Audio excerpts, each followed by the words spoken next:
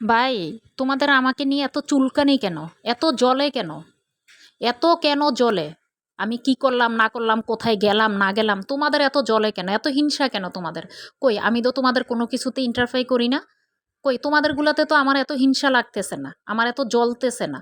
তো তোমাদের কেন এত জ্বলতেছে? তাইলে আমি বলবো ভাই, বাজারে অনেক ধরনের চুলকানির জ্বলুইন্না মলম পাওয়া যায়, যেখানে যেখানে তোমাদের চুলকায় জ্বলে ওই জায়গাগুলাতে লাগাই দাও, না হলে জ্বলতে জ্বলতে একদম বাষ্ট হয়ে যাইবা, ঠিক আছে?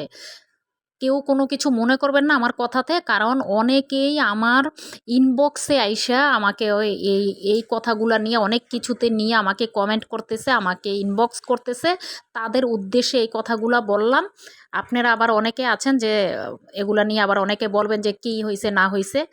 অনেকেই আমার ইনবক্সে আইসা আমাকে এই ধরনের কিছু কিছু কথা বলে, এই ইনবক্সে এই ধরনের নক দেয়। তাই আমি আজকে এখানে তাদের উদ্দেশ্যই এই ভিডিওটা করা, তাদেরকেই বলা। তো আমি বলবো ভাই, এত তোমরা জ্বললো না আমাকে নিয়ে।